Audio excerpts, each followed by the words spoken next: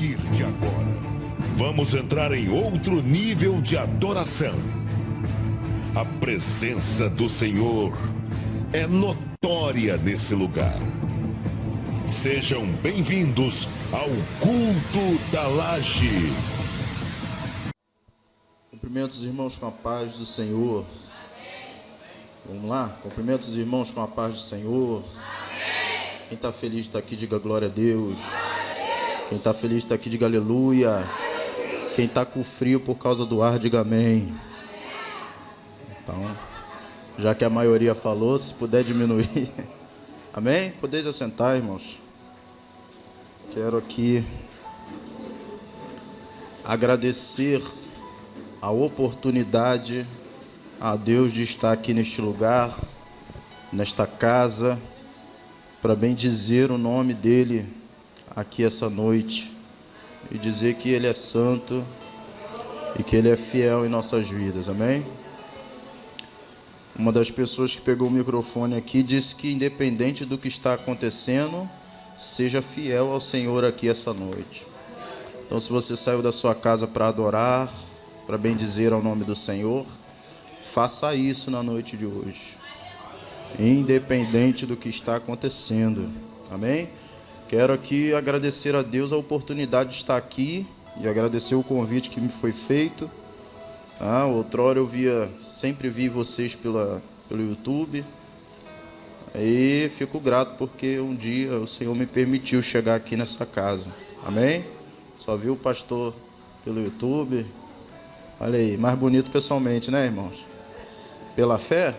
Não, é de verdade, né? E eu quero aqui agradecer a Deus, tá bom? Não está presente aqui, mas eu quero louvar a Deus pela vida do Carlinhos e pela vida da Bruna.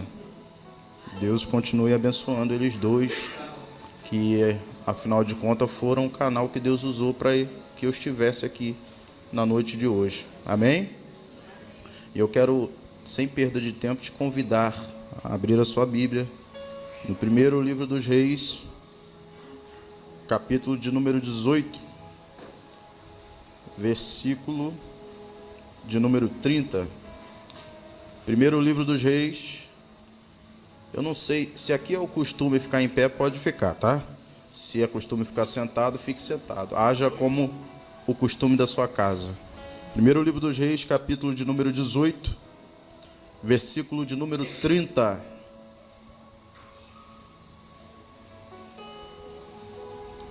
Primeiro livro dos Reis, capítulo de número 18, versículo de número 30.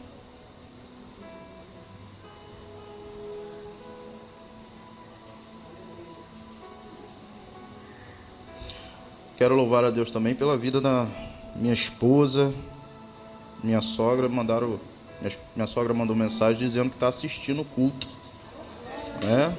Ô Glória, está me vigiando. Então eu casei, irmãos, com a menina mais bonita da igreja. Mas não foi fácil não. Quando eu fui falar com ela que eu queria casar com ela, ela disse que não queria casar comigo, né? Só que eu, sendo um profeta, falei, vai casar sim. Ela disse, eu não quero. Eu disse para ela, se eu sou homem de Deus, tu casa. E eu subi o monte, cavei um buraco, enterrei o nome dela no buraco. É sério. Eu enterrei o nome dela no buraco, tapei, eu falei, vai casar, que eu não sou palhaço, vai casar comigo. Vou fazer 1 ano dia 5 casado. Amém? Então é a Cíntia Winnie. Então onde ela estiver vendo aí, meu amor, eu te amo. Amém? Capítulo 18, versículo de número 30. Então Elias disse ao povo, chegai-vos a mim. E todo o povo se chegou a ele. Elias restaurou o altar do Senhor que estava quebrado. Tomou 12 pedras, segundo o número das tribos dos filhos de Jacó, ao qual viera a palavra do Senhor, dizendo, Israel será o seu nome. Versículo 32. Com aquelas pedras edificou o altar em nome do Senhor. Depois fez um rego ao redor do altar tão grande que davam para plantar 2 medidas de semente dentro.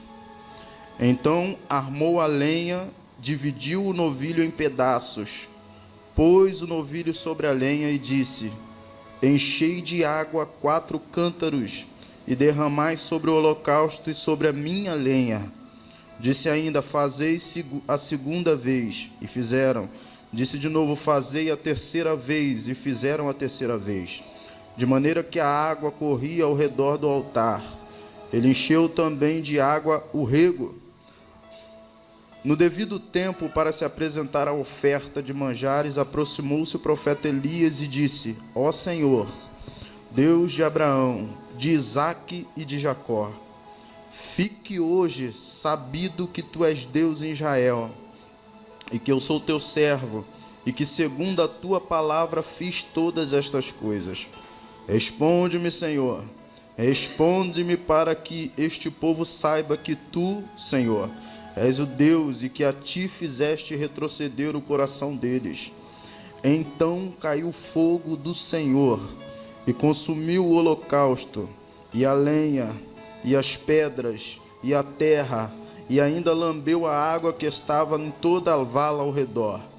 O que, vendo todo o povo aquilo, caiu de rosto no pó e disse: só o Senhor é Deus, só o Senhor é Deus. Amém? Pode se sentar. Meus irmãos, o profeta Elias é um dos profetas mais conhecidos na Bíblia Sagrada. O profeta Elias é um profeta que atuou na antiga aliança, naquilo que a gente chama de Antigo Testamento. O profeta Elias é um dos profetas mais conhecidos por causa da sua autoridade para profetizar.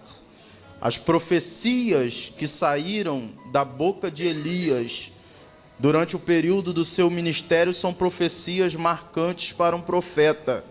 O profeta Elias tem algumas características que chamam a atenção de todos aqueles que conhecem a história. A Bíblia diz que no capítulo de número 17, Elias aparece, preste bem atenção, Elias aparece profetizando. E Elias aparece profetizando de uma maneira diferente de todos os outros profetas.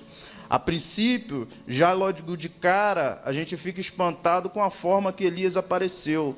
Porque todas as vezes que a gente lê os textos bíblicos a respeito dos profetas, nós vemos que a palavra do Senhor vinha até o profeta e o chamava para o ministério profético, para que ele pudesse profetizar. Mas, diferente de todos os outros profetas, como Jeremias, Joel, Ageu, Isaías, Malaquias, a Bíblia não relata que a palavra do Senhor veio até Elias, chamando Elias para profetizar. A Bíblia relata que Elias apareceu profetizando. Isso aqui já é interessante, porque Elias se destaca dentro de um quadro, dentro de uma igualdade entre todos os outros profetas, e aparece de maneira diferente. Ele aparece profetizando em nome do Senhor, mas não através de um mandado do Senhor. Eu vou te explicar por quê. A Bíblia diz que nesse período, Acabe está regendo todo o território de Israel e entregou todo o território à idolatria, a demônios, a potestades. Uma das potestades mais poderosas, Baal, e a outra, Azera, dominavam o território de Israel, aonde havia culto ao Senhor, aonde havia o templo aberto, aonde havia adoração a Jeová. Agora não tem mais, porque no capítulo de número 16, um capítulo antes do profeta Elias aparecer, a Bíblia diz que Acabe fechou o templo do Senhor. A Bíblia diz que Acabe destruiu todos os altares que ofereciam-se sacrifício a Jeová naquele território. A Bíblia diz que Acabe construiu altares para Baal e Azera. A Bíblia chega a dizer, irmãos, que a linhagem de Acabe é tão idólatra e tão ousada que os seus próprios filhos reconstroem o que Deus havia destruído por abuso e ousadia. Você lembra de Jericó? Você lembra das muralhas de Jericó que haviam caído? Qual é a palavra de Josué? Ninguém mais levantará Jericó. Maldito o homem que reerguer essas muralhas. A Bíblia diz que os filhos de Acabe são tão ousados que o texto do capítulo de número 16 diz que um cava a sapata e faz o muro, o outro levanta o templo, e por último o mais novo faz os portões da cidade. Deus havia dito: maldito é o homem que levantar de novo a Jericó. E eles são tão ousados a ferirem a lei de Deus, que eles levantam Jericó novamente. A Bíblia diz que Acabe casa com uma mulher chamada Jezabel e desafia a autoridade de Deus. Por quê? Desde o livro de Êxodo, os hebreus são conhecidos como um povo agrícola, um povo que planta, um povo que sabe trabalhar na terra, e dependem da mão de Deus para que suas sementes que plantam na terra voltassem a reger. E Acabe, ele quer desafiar a dependência do povo e dele mesmo ao Senhor, porque a Bíblia diz que Acabe, casando com Jezabel, casa também as dois demônios, as duas potestades, Baal e Azera. Um é o deus da fertilidade e a outra deusa das águas. Acabe está dizendo: se um vai fertilizar a terra e a outra vai fazer descer água da terra, a gente não precisa mais do Senhor para trazer a colheita aquilo que nós plantamos na terra. Todo o território de Israel está dominado pela ousadia e idolatria de Acabe e sua família. E é nesse período que Elias aparece. Pastor, como Elias apareceu? Nesse período é costume, é normal, uma prática de todo rei que governe. O rei um dia na semana coloca o trono do seu palácio no meio do pátio para atender às demandas do povo. Todas as pessoas tinham que vir até Acabe, dizer a sua causa, o seu problema, e ali Acabe dava o veredito, ajudava ao povo que ia até ali. E é nesse dia que Elias aparece no palácio de Acabe, porque se você ler o texto do capítulo de número 17, você se pergunta como Elias, sendo um profeta, atravessou os soldados de Acabe e ficou de frente dele para profetizar. É simples, naquele dia, todo homem, através de uma fila, cada um na vez do seu atendimento, podia chegar até Acabe e dizer a causa que trouxe ele ali, o problema, para que Acabe resolvesse. Eu imagino que naquele dia muitas mulheres foram lá. Quem sabe tinha alguém lá reclamando do som alto do vizinho, Acabe resolve isso. Quem sabe tinha alguém reclamando que o muro do vizinho tomava o território dele. Quem sabe alguém reclamava de brigas entre comércio e imposto. Eram esses os problemas que eram trazidos até Acabe para que Acabe resolvesse. E no meio daquela fila de atendimento, quem entra? Um profeta. O profeta que a Bíblia mesmo diz que é morador de Gileade, é tisbita, mas até hoje nenhum teólogo, nenhum estudioso sobre aonde foi que existiu essa cidade chamada Tisbé. Ninguém sabe aonde foi que existiu essa cidade. Ninguém sabe onde foi levantado. Ou seja, ninguém sabe da onde Elias vinha. Só que a Bíblia diz que quando ele se apresenta diante de Acabe, ninguém mesmo sabendo de onde ele vem, vai se importar muito mais com aquilo que ele carrega. E o que ele carrega? Intimidade com Deus. Ninguém sabe de onde Acabe está vindo, mas o que ele carrega faz ele ser respeitado aonde ele chega. Quando chega a vez de Elias, Elias enche a boca e Acabe deve ter perguntado: fala o teu problema, que eu vou resolver. Elias vira para ele e diz: vive o Senhor Jeová, oh glória. Ele não vai dizer o que assola ele, ele vai dizer: eu vou dizer o que assola Deus aqui. É você que está assolando Deus. Vive o Senhor Jeová. A primeira coisa que Elias vai dizer é: você está pregando, Acabe, que a gente não precisa mais de Jeová, que Jeová aqui na terra de Israel morreu, mas eu tenho um recado para você: vive o Senhor Jeová.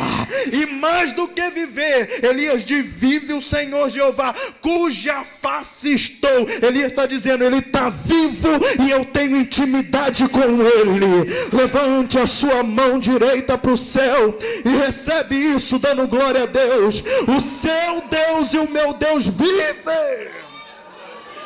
Acabe, quem sabe, se espanta, e Elias completa: vive o Senhor Jeová, cuja face estou, que durante 3 anos e meio, segundo a minha palavra, tem que ter muita autoridade, Tem que ter moral. Tem que...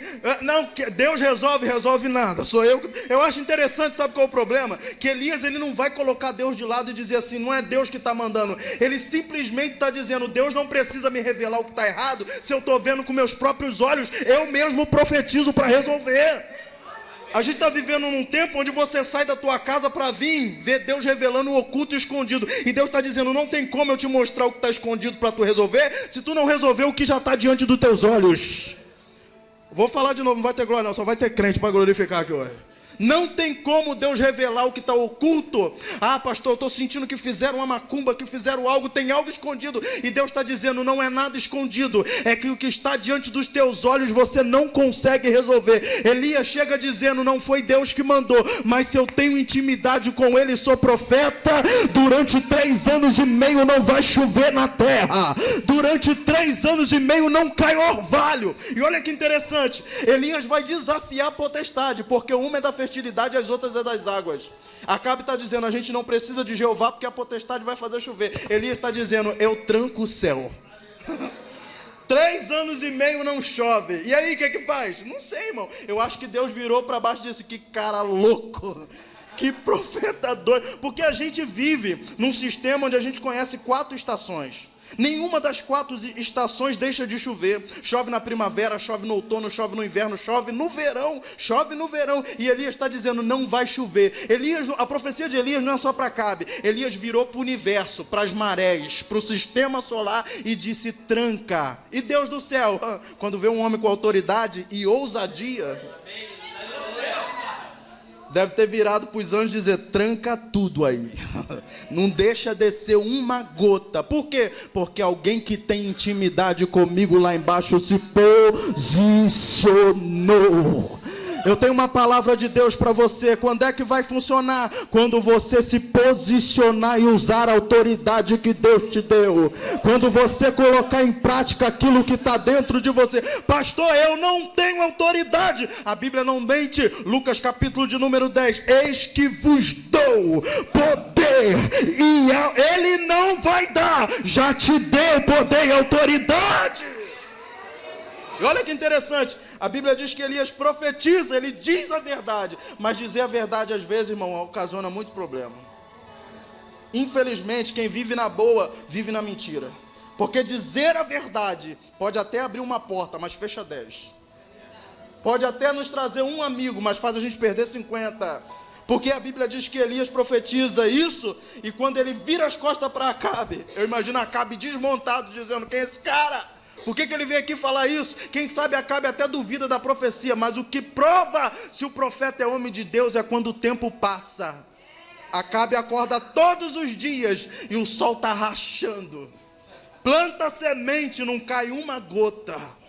E Acabe começa a entender, aquele homem era homem de Deus, era profeta, caça ele. E olha que interessante, quando Elias vira as costas, a palavra de Deus para Elias é, foge e se esconde. Quem sabe Elias diz, me esconder? Se eu disse o que é certo, se eu falei a verdade, aqui Deus vai ensinar uma lição para mim e para você. Se você deseja profetizar na verdade, se prepare para ser perseguido. Se prepare para ser afrontado, se prepare para ser diminuído, caluniado, porque a verdade incomoda muita gente.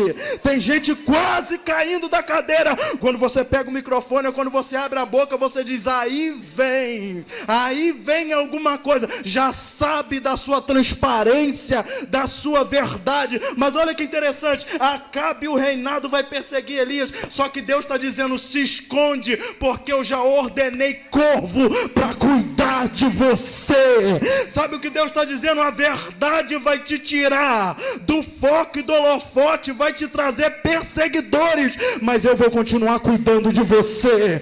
Levante a mão direita para o céu e pega isso. Eu vou continuar cuidando de você. Eu cuido da tua família, eu cuido da tua história, eu cuido de você.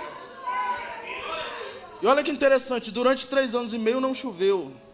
Não chove todo esse período. E nesse período Acabe começa a procurar Elias. A história é muito bonita, eu gosto da história dos profetas. A Bíblia diz que Elias está escondido E tem duas partes da história. De um lado da história, Elias está se alimentando do ribeiro. O corvo traz pão e carne de manhã e pão e carne de tarde. Olha que beleza. Ribeiro é lugar de água fresca. Então Elias acorda pela manhã, lava o rosto e o corvo já está. Elias olha, tem um pedaço de carne. E é mais interessante, a carne não chega crua. E Elias come a carne, come o pão. E entra para a caverna, e de tarde ele podia esperar que o corvo estava. E Elias saía, tomava banho no ribeiro, comia pão, comia carne. Só que a Bíblia diz que um belo dia o ribeiro, não, mais alto, um belo dia o ribeiro, por que secou? Porque havia uma profecia que ele mesmo deu. Não vai.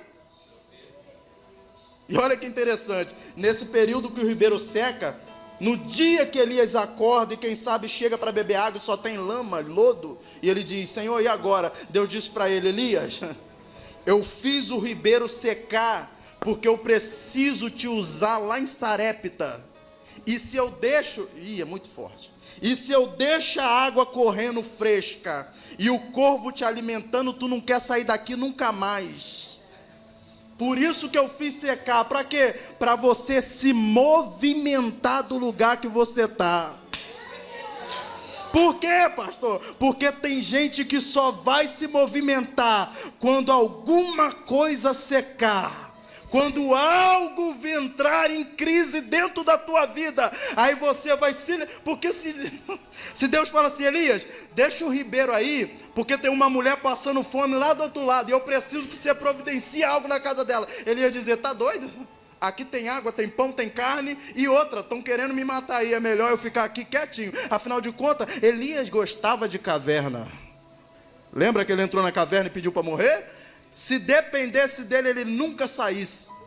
Só que Deus está dizendo, então eu vou ter que secar alguma coisa para Elias se movimentar. Sabe o que Deus está dizendo para você essa noite? Eu fiz uma seca em alguma área na tua vida. E se não tivesse seco, nem aqui você estava essa noite. Se tivesse a água correndo e o corvo trazendo, você nem aqui estaria. Mas eu fiz secar lá, porque eu precisava te usar nesta noite já madrugada aqui. Quando Elias chega, eu gosto disso, irmão, eu vou chegar no texto que a gente leu. Quando Elias chega em Sarepta, a ordem de Deus é essa, eu fiz com que alguém, uma viúva, te sustentasse. Se o cara está passando fome, viajou até Sarepta, e Deus diz, eu ordenei uma viúva para te sustentar, o mínimo que ele vai imaginar, essa viúva é rica. Porque se Deus mandou ela me sustentar, só que quando Elias chega lá, ele deve ter visto uma mulher toda cheia de trapo, catando cavaco na porta da cidade, e disse, senhora, é aqui que é Sarepta? Quando ele toca na mulher, Deus disse, é essa viúva. Elias olha para ela e diz, Senhor, parece que está precisando mais do que eu. Está entendendo ou não? E aí entra o caráter profético de Elias, porque a mulher que vai providenciar a comida para ele, está precisando mais do que ele. Então o que ele entende? Primeiro eu preciso profetizar, porque o que ela precisa está na minha boca, e o que eu quero está na panela dela. Pegou ou não? Pegou isso aqui? O que eu preciso está na panela dela, e o que ela quer está na minha boca. A Bíblia diz que Elias fala, vai lá e traz um pouquinho de água para mim, sondando, né? A mulher disse, água eu tenho, vira as costas e vai. Quando ela vai andando, Elias, ô moça, traz um pedaço de pão também para mim, algumas traduções, bolo. A mulher deve ter virado para ele e disse, então, água tem, pão e bolo, eu vou te contar uma história triste. A minha casa só tem material para um bolo ou um pão. E eu vou comer junto com meu filho e a gente vai morrer, porque não tem mais nada. E para quem não sabe, nessa época, uma viúva é considerada uma mulher amaldiçoada. Ninguém podia ajudar essa mulher, porque ajudando ela, também entrava no título de homem amaldiçoado. As viúvas morriam de fome nessa época. Por isso que vários profetas socorreram viúva, porque o salmista disse, eu sou marido da viúva e pai dos órfãos. Deus compadecia-se das viúvas, porque as viúvas necessitavam disso. Então deixa eu te contar uma história, e a mulher vai contar uma história. Quem sabe ela disse, eu estou vivendo um grande problema. E na minha geladeira só tem duas coisas. Porque na minha e na sua casa pode faltar o que for, mas na nossa geladeira não vai faltar duas coisas: água e uma rodela de cebola cortada no meio dentro da gaveta. Pode procurar que ela está lá. Irmão, por baixo ela está brotando já. Pode procurar. Não tem quem não tenha passado por isso. Ela está lá, a rodela de cebola. Então lá em casa a gente está padecendo. Elias vira para ela e diz: assim te diz o Senhor, a farinha da panela não vai faltar, e o azeite da botija não se acabará. A mulher disse: eu creio. E quando ela vai para lá fazer, enquanto ela vai fazer o bolo ou o pão, quanto mais farinha ela tira da panela, mais farinha mina dentro da panela. Quanto mais ela deita azeite na massa, mais azeite sai da botija. E a Bíblia diz que Elias ficou ali por alguns dias, sendo sustentado por essa mulher. Enquanto isso, do outro lado da história, a Bíblia diz que Acabe chama Obadias, o seu homem de confiança, e começa a procurar Elias na fonte das águas, porque já que não chove, nesse período onde tinha uma fonte de água, Acabe botou um coletor de imposto, para que todo mundo que fosse comprar água ali pagasse muito caro. A água se tornou um artigo de luxo, porque fazia mais de 3 anos que não chovia. E quando Elias sai da casa da viúva e vai para cima dos montes, alguém encontrou Elias em cima de um monte, correu para Acabe e disse, e a Bíblia diz que Acabe mandou um capitão e 50 soldados, mas como eu disse para você, Elias é um profeta desaforado na ousadia, tem ousadia sobrando. A Bíblia diz que quando o capitão chega no pé do monte e diz: Elias, desce, porque o seu senhor Acabe deseja a tua cabeça. A Bíblia diz que o próprio capitão chama Elias de homem de Deus, mas não é num tom de respeito, é num tom de deboche. Então imagina: homem de Deus, Acabe mandou vir te buscar. E Elias cheio de autoridade. Você sabe que, irmão, um profeta que tem autoridade normalmente tem a personalidade difícil. E Deus não tem dificuldade de trabalhar com personalidade difícil. Deus tem dificuldade de trabalhar com caráter torto. Agora, personalidade, cada um tem uma.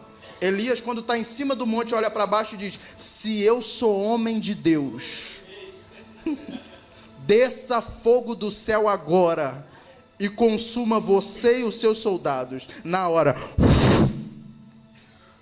um escapa, volta para Acabe e diz: olha, a gente foi lá, mas aconteceu isso. Acabe diz: manda mais 50 e um capitão.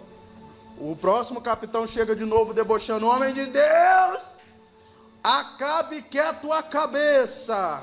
E olha o que a Bíblia diz. A Bíblia diz que novamente Elias diz, presta atenção aqui: se eu sou o homem de Deus, desça fogo do céu e consuma você e o seu capitão, e consome todo mundo. O terceiro, quando é mandado para lá, a Bíblia diz que ele teme ao Senhor. E quando ele chega no pé do monte, todo mundo debochou. Ele diz: meu senhor Elias, por favor, meu senhor, se eu não te levar, Acabe arranca a minha cabeça. Elias olha lá de cima e diz: agora eu vou descer. E desce para se apresentar. E quando Elias vai se apresentar diante de Acabe, Elias convoca uma reunião num monte chamado Carmelo. Repita isso: Carmelo. Diga: o lugar da decisão. Agora vira para o teu irmão: eu não faço isso, vou fazer isso uma vez só essa noite. E diga para ele: Deus te trouxe aqui para você se decidir. A Bíblia diz que Acabe vai escutar o que Elias disse. Olha que interessante, Elias diz: traz os seus profetas de Baal, de Azera, pega 2 novilhos e vamos lá para o lugar do altar. Qual altar Elias está dizendo? O altar que Acabe construiu e o altar que Acabe destruiu. 2 altares. Eu disse para você que onde tinha um altar de Jeová, Acabe quebrou e colocou um de Baal. Elias disse: vamos lá no monte dos altares, porque hoje a gente precisa decidir isso. E olha o que Acabe fez: reuniu os 400 de Baal, 450 de Azera, e foi todo mundo por Carmelo. Preste bem atenção no que eu estou te dizendo. Eles foram para o Carmelo, e quando eles chegaram no Carmelo, a Bíblia diz que Elias disse: olha, escolham hoje a quem vocês querem servir. Se Baal é Deus, sirva. Agora, se Jeová é Deus, sirva a Deus. Hoje nós vamos decidir isso. Aí imagina o povo dizendo, como a gente vai decidir? Elias explica, não tem os profetas de Baal e Azera, os sacerdotes? Traz eles aqui para o altar de Baal. Dos 2 novilhos que eu pedi, manda eles escolher o que eles querem. E como eles são mais que eu, pode ir na minha frente. Olha como é que ele tem certeza de quem é Deus. Ele diz, escolhe o mais bonito do novilho. Vai primeiro vocês. Faz o que vocês têm que fazer. Porque vocês vão cortar o novilho, vão sacrificar em cima do altar, e vocês não vão colocar fogo. Por que a gente não pode colocar fogo? Porque no estado atual da situação de Israel, não é o fogo de baixo que resolve, é o fogo de cima. Eu vou repetir isso daqui. Vocês podem até fazer fogo de baixo, mas até agora não resolveu. Agora vocês vão cortar o sacrifício, e se Baal é Deus, tem que descer fogo do céu para consumir. Por quê? Porque o que vocês estão precisando não é fogo de baixo, não é fogo fabricado, não é movimento fabricado, não é emocionalismo. O que vocês estão precisando é viver uma experiência com Deus para lembrar de quem é Jeová nessa terra aqui, olha. Corta o sacrifício e coloca. Enquanto eles cortam, a Bíblia diz que Elias sentou numa pedra, e como ele é desaforado, enquanto eles cortam o novilho, Elias está, corta mesmo. Bota a lenha, Elias, bota. E conforme começam a clamarem para descer fogo do céu, Elias diz, meio-dia, hein? Chama mais alto que ele está viajando. Ele não é Deus, deve estar ocupado. Elias debochando de uma potestade. Ele não está debochando de um demônio de esquina. Ele não está debochando de uma pombagira, Exu, esses demônios que a gente expulsa na igreja. Elias está debochando de um demônio chamado potestade que toma conta de todo o território. Olha a autoridade e ousadia desse profeta. A Bíblia diz que os profetas de Baal e Azera começaram a se cortar. Não só se cortaram, a própria Bíblia diz que eles manquejavam, dançando em volta do altar. Elias deve ter olhado e disse, pernito, debochado do jeito que era. Corta o sangue e coloca em cima do altar. Elias, ai meu Deus. Quando chegou perto do horário de sacrifício, a hora 9, 3 da tarde, a Bíblia diz que Elias diz, agora é minha vez. Os profetas cortados, cansados, exaustos, sentam num canto, e aqui a gente começa a pregar. Versículo de número 30. Eu quero que você entenda que nessa época, o que o povo mais precisa é de água. A água é a provisão que eles precisam. Só que Elias, preste bem atenção nisso, não deixe nada tirar sua atenção. Elias, antes de fazer a água aparecer, Elias chama o povo. O versículo de número 30 diz que Elias disse, achegai-vos a mim. Por que a gente tem que chegar até você? Porque eu vou ensinar vocês. Ensinar o quê? Como é que faz um culto. Por quê, pastor? Porque todo mundo ali quer uma providência, só que ninguém ali sabe cultuar. Enquanto você sair da tua casa esperando que o céu abra para te dar aquilo que você precisa e não aprender a cultuar ao Senhor, você vai continuar vindo e voltando frustrado. Então o que Elias vai fazer? Chega até a mim. E antes de falar em água, porque Elias só vai orar por água nos últimos versículos do capítulo de número 18. Ele chama o povo, preste bem atenção, e o altar do Senhor que está quebrado, ele olha o altar e deve ter dito para o povo, está vendo isso aqui, ó, vocês querem a providência que é a água, agora eu disse que Deus vai fazer descer fogo do céu, e deve estar todo mundo esperando um sinal, porque olhe para mim, nunca se viu um povo tão viciado em sinal quanto o povo de hoje em dia. Todo dia tem alguém atrás de sinal em alguma campanha. Todo dia você atravessa, rapaz, eu fico olhando na internet, tem nego vindo de não sei da onde para o Rio de Janeiro. Todo mundo atrás de alguém que faz sinal. Se falar que revela a placa, o CPF, o nome, o povo vem atrás do sinal. Mas quando você fala no culto, Deus está aqui, ninguém liga. Tem que ter um sinal. Jesus disse aos discípulos, nenhum sinal mais será dado, geração perversa. Por quê? Porque quem vive atrás de sinal não valoriza a presença de Deus. Eles pediram um sinal, e agora vocês estão querendo um sinal? Olha o altar quebrado. Primeira regra do culto, Elias ensinando o povo: se alguém quer ver alguma coisa do céu descer, tem que consertar o altar que está quebrado. Olha, o altar, a Bíblia diz que não está só quebrado, está em ruínas, acabado. E Elias olha para o povo e diz: vocês estão vendo isso daqui? Ó? Não tem como descer nem chuva e nem fogo do céu, se não consertar o altar. E vive o Senhor que eu não prego essa palavra só para você essa noite, é para mim também. A gente vem para o culto querendo ver um monte de coisa acontecer. E quando apela, quando a falta de intimidade toma conta, a gente apela para a misericórdia. Por favor, Senhor, faz. E Deus está dizendo: vocês valorizam tanto o sinal, mas esquece que o altar está quebrado e tem que ser reparado e consertado. Deus te trouxe aqui nesta madrugada para te dizer: tem fogo no céu, tem água no céu. O fogo, o sinal, e a água, a providência. O problema não está no céu, o céu continua tendo o que sempre teve. O problema é que o seu altar está quebrado, que o teu altar está rachado e está em ruínas. Esse é o problema. E olha que interessante, a Bíblia diz o seguinte, que Elias ele pega as 12 pedras. Aí a Bíblia cita, eu acho muito forte isso, porque a Bíblia que cita: tomou 12 pedras segundo o número das tribos de Israel, a qual viera a palavra do Senhor dizendo. Quando que ele disse? Lá em Gênesis. Israel será o teu nome. Ele disse isso em Gênesis. Elias pega as 12 tribos pega as 12 pedras e vira para o povo e diz: vocês lembram disso aqui? Ó? Vocês lembram das 12 pedras?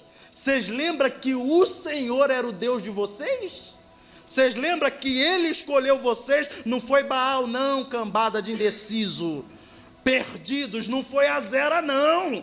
Olha o que Elias vai fazer: ele não ora para um sinal enquanto não conscientizar o povo de quem é Deus e quem é o povo. Vocês estão vendo o que eu estou fazendo aqui? Eu estou consertando o altar que está quebrado.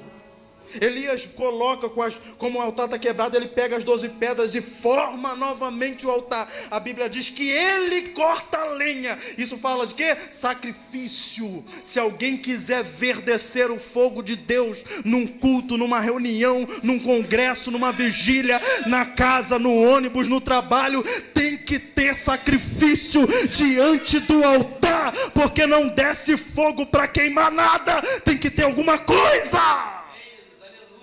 E a igreja está cheia de gente exigente. Eles vêm para o culto e eles dizem: pastor, meu Deus, o culto está pesado hoje. Eu entendo que isso exista. Meu Deus, o culto está devagar hoje. Eu entendo que isso exista. Meu Deus, tem uma barreira, tem um bloqueio, tem uma corrente. Eu entendo que existe isso. Só que essa galera que sai do culto dizendo: interessante, hoje não desceu o fogo do céu, é a mesma que não traz um graveto para ajudar na fogueira. Passa a semana toda fazendo, falando e pensando o que quer, e chega no culto, acha que Deus tem que descer para queimar o resto que você trouxe aqui nessa noite. Deus está dizendo: se você quisesse ver alguma coisa, tinha trago lenha aqui essa noite para queimar, porque meu fogo não desce à toa. Olha que interessante, a Bíblia diz: pastor, essa palavra está pesada, imagina para mim, porque Deus está falando comigo. E olha que interessante, a Bíblia diz que ele pega o novilho e ele vai cortar o novilho inteiro. É um novilho, irmão. Você sabe o que é um boi novo? Você sabe o que é isso? Você está achando que esse trabalho que Elias teve durou rápido? Mata o novilho, corta. Cadê os açougueiros? Chama a equipe. Não, Elias está sozinho, ele mata o novilho. Ele corta. Como é que funciona, pastor? O novilho é cortado no meio. Depois é amputado membro a membro e colocado em cima do altar. Isso demora muito. Só que Elias está ensinando o povo e dizendo: se alguém quiser ver descer fogo do céu, tem que gastar tempo se preparando. Isso não é de uma hora para outra. Por quê? Porque Deus não é iFood. Deus não é coisas que chegam rápido. A presença de Deus não é assim, pastor. Mas pastor, tem gente que quando o culto está meio assim, pega o microfone e com 2 palavras vira tudo. É porque você só viu o fogo. Mas pode procurar a vida no culto: é cortando novilho, é rachando lenha, é consertando o altar. E Deus está dizendo para você na noite de hoje: gaste tempo comigo. Está na hora de voltarmos a gastar tempo com Ele. Pastor, eu não sei como gasta, eu vou te lembrar que na época que você gastava tempo com Ele, você orava pelas madrugadas. Na época de gastar tempo com Ele, você jejuava. Quando gastava tempo com Ele, você se gastava em ler a palavra de Deus. A beirada da sua cama estava marcada com seus punhos e o chão com seu joelho. Tinha calo lá, porque você tinha tempo com Ele. E quando chegava no culto, as coisas aconteciam naturalmente. Entenda que ninguém que não tem tempo com Deus no privado é honrado no público. Tem que ter tempo com Deus. Pastor, eu posso não ter tempo com Deus? Pode. E aí, como é que eu vou viver? Escorado em quem tem vida com Deus. A Bíblia diz que quando... Preste bem atenção, irmão. Deixa nada de tomar a tua atenção. A Bíblia diz que quando... Nem parece palavra de vigília, né? A Bíblia diz que quando Lázaro morreu, Jesus chega na porta de Betânia e Marta, toda indignadinha, chega para Jesus e diz: se o Senhor tivesse aqui, meu irmão não teria morrido. Aí a Bíblia diz que Jesus olha e diz: Marta, porque Jesus tem paciência com gente que a gente não tem. Eu não tenho. Marta, seu irmão vai ressuscitar. Aí Marta, eu sei que ele vai ressuscitar, mas lá no último dia, né? Aí sabe o que a Bíblia diz? Que Jesus faz assim, ó, vira e vai andar. Sabe por quê? Jesus ignora quem coloca ele na parede, achando que tem direito de cobrar alguma coisa. Ele vira e vai em direção à casa de Marta e Maria. Aí sabe o que a Bíblia diz? Que Marta corre pela tangente, vai até Maria e diz assim: o mestre está te chamando. Só que a Bíblia diz que Jesus não chamou. Marta mentiu dizendo: o mestre está te chamando. Por que ela faz isso? Porque ela sabe que Jesus ama Maria. Por que Jesus ama Maria? Porque Maria é aquela mulher que entra na casa de Simão, quebra o vaso, joga o óleo no pé dele, enxuga com os cabelos. Maria é a adoradora. Marta, sabendo que Jesus se compadece da adoradora, vai correndo e diz: o mestre está te chamando. Nem tinha.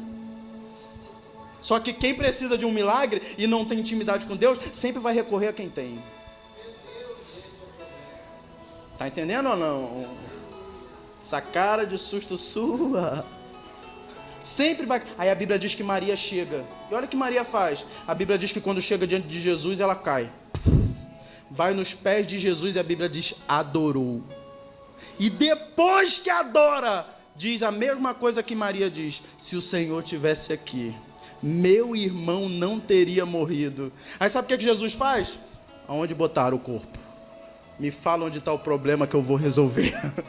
Uma chega com as mesmas palavras e Jesus vira as costas. A outra com as mesmas palavras, Jesus vai resolver. Por quê? Porque a diferença não está no que eu estou pedindo, é como eu me achego a Ele para pedir.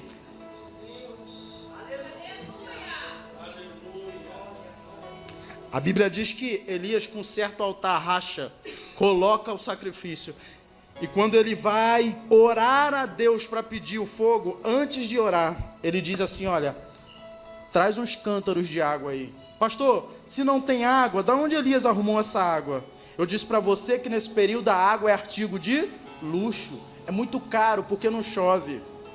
Por que Elias vai pegar 4 cântaros, 3 cântaros e vai jogar em cima do altar, pastor?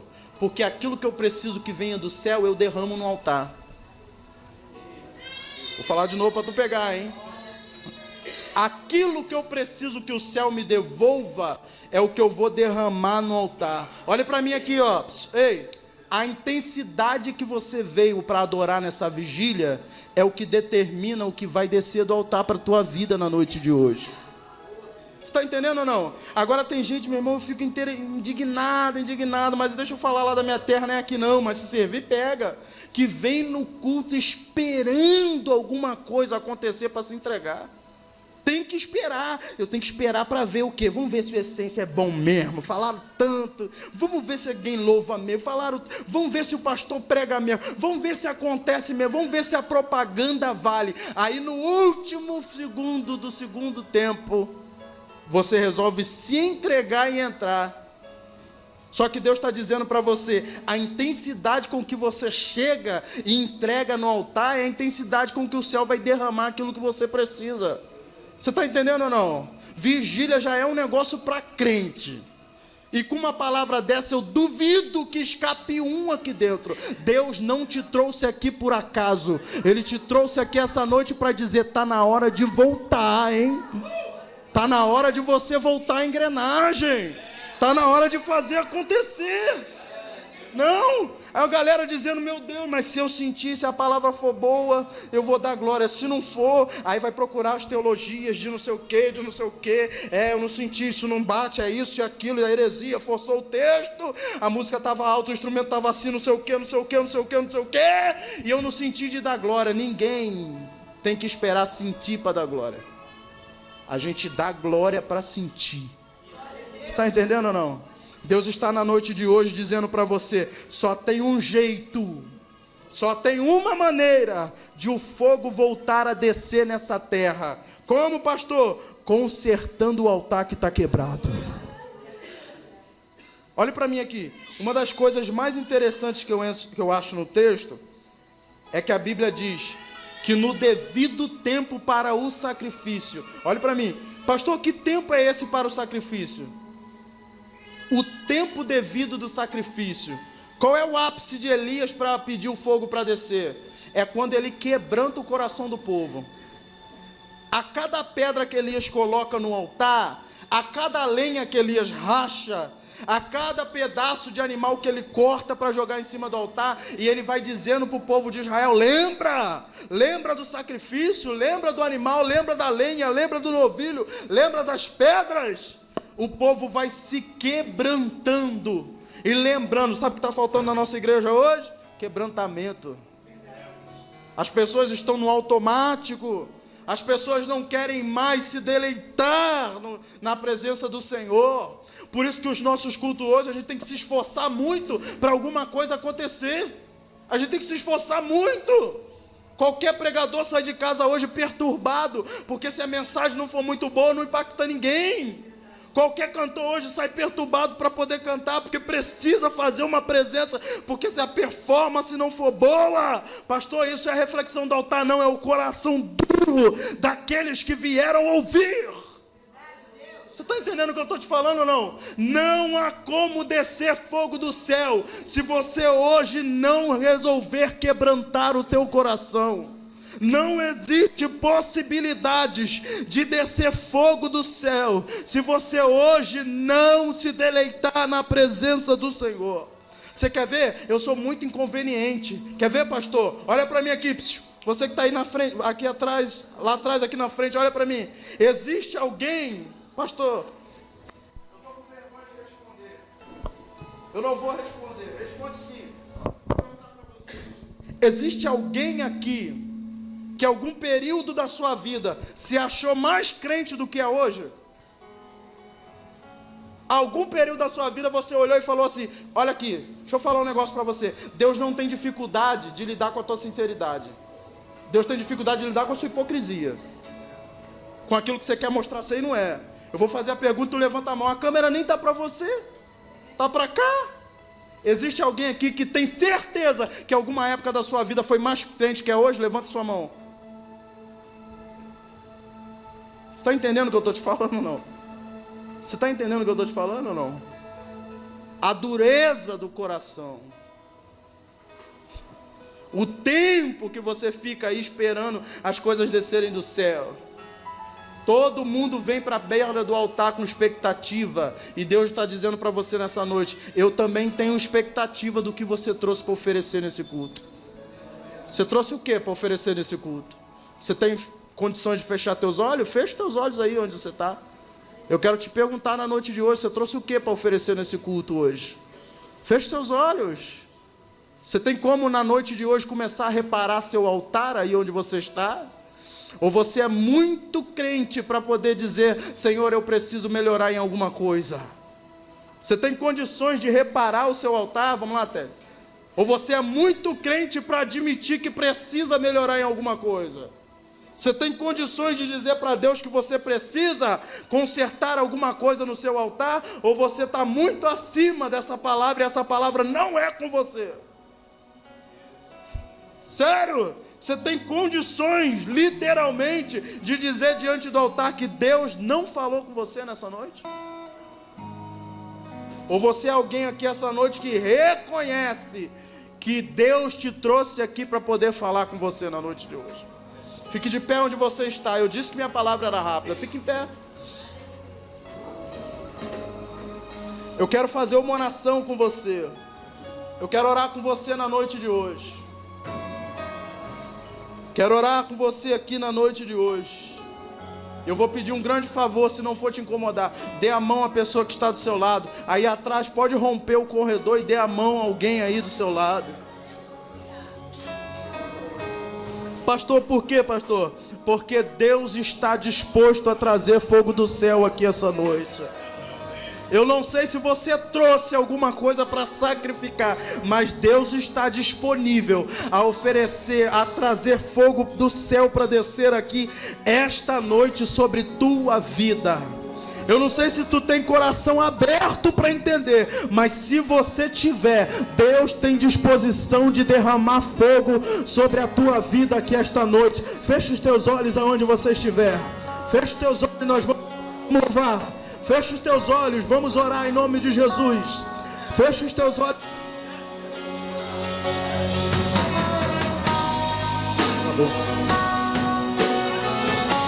Feche os teus olhos. Segura aí, Télio, segura aí. Antes de nós louvarmos, eu queria que você fizesse uma oração comigo. Feche teus olhos. Senhor, em nome de Jesus, eu quero levantar um clamor aqui com você na noite de hoje. Aonde você estiver aí atrás, começa a abrir a tua boca e começa a clamar aí onde você estiver agora. Começa a abrir a tua boca aí agora. Pastor, alguém vai ver se eu falar, se eu clamar. Por favor, ignore a pessoa que está do seu lado. Comece a abrir a tua boca onde você estiver agora. Isso, comece a clamar aí onde você estiver. Já ouço pessoas clamando na noite de hoje. Vai clamando aonde você estiver. Abre a tua boca e vai clamando aí a Deus. Agora. E eu vou te dar uma orientação. Começa a pedir Deus para te renovar em línguas estranhas aqui essa noite. Comece a pedir Deus para abrir os teus olhos espirituais. Porque quando o fogo desce, o renovo também desce. Feche os teus olhos aí, se tiver irmãs de oração, comece a orar aí onde vocês estiverem agora. Abre a tua boca agora. Vai clamando aonde você estiver, porque eu sinto que Deus vai renovar a vida de pessoas aqui na noite de hoje. Isso, abre a tua boca. Vai. Comece a sentir a presença de Deus aí agora. Comece a sentir a presença de Deus agora.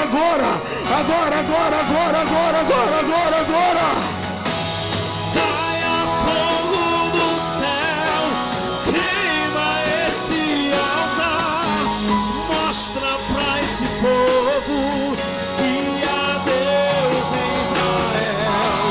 Caia fogo do céu, queima esse altar e mostra pra esse povo que há Deus em Israel.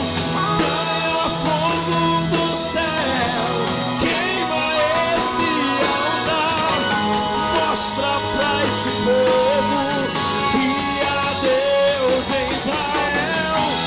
Caia fogo do céu, queima esse altar, mostra pra esse povo que há Deus em Israel. Deixa aí, deixa só a igreja glorificando, a igreja. Olha como é que o fogo já começa a envolver gente aí no meio da igreja agora. Olha como é que o fogo começa a envolver gente no meio da igreja agora. Olha como é que o fogo começa a envolver gente no meio da igreja agora. Vai, abre a tua boca, deixa queimar. Olha como é que tem gente dando lugar aí. Olha como é que tem gente sendo tocado por Deus aí. Pega aí, Jesus. Começa a tocar agora. Em nome de Jesus, seja tocado.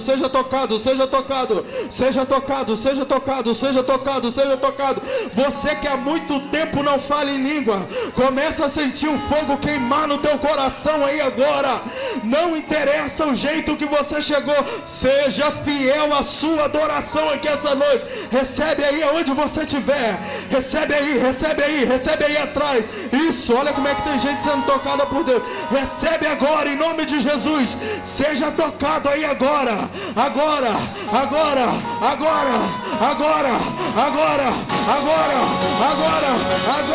Em nome de Jesus.